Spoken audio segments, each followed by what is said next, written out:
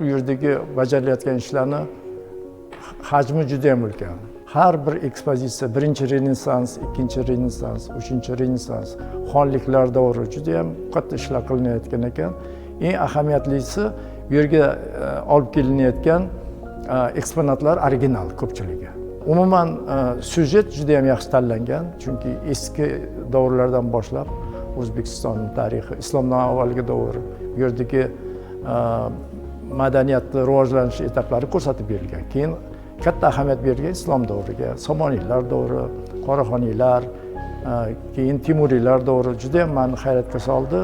Yig'ilgan eksponatlar, ularning mazmuni juda ham chuqur. Menimcha, muzey bitgandan keyin bu yerga kelgan turistmi, ziyoratchimi O'zbekistondagi madaniyatni chuqur, qadimiy ekanligini o'z ko'zi bilan ko'radi va bu yerdagi qilingan ishlarni yuqori baholab, madaniyatni rivojlangan darajasini qayd etib ketadi degan fikrim bor. Bundan tashqari faqatgina ziyoratchilar uchun bu yerdagi muzey emas, balki bu yerda katta kutubxona, qo'lyozmalar markazi tashkil qilinyapti.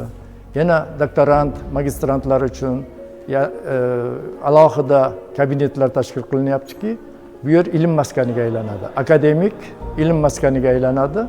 Yana bundan tashqari xalqaro hamkorlik to'g'risida aytishim mumkin. Faqatgina muzey xodimlari yoki kutubxonachilar emas, bu yerga xalqaro tashkilotlar, masalan, o'zlarining tajribalari bilan qatnashib, har bir tashkilot bu yerda o'zini ofisini ochyaptiki, ilmiy tadqiqot ishlariga, o'qitish ishlariga, muzey san'atini rivojlantirish ishlariga bevosita qatnashib, bu jarayonga o'zlarining ulushlarini qo'shadi deb o'ylayman.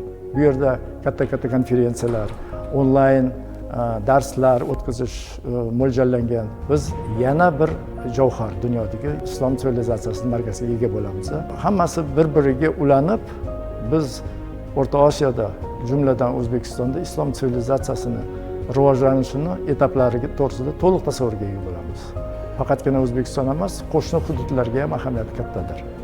Shuning uchun birinchi renessans, ikkinchi renessans to'g'risidagi ta'limot bu faqatgina O'rta Osiyo uchun emas, balki islom olamining sharqi uchun ham tegishli bo'lgan, uni xususiyatini belgilab beradigan bir nazariyadir.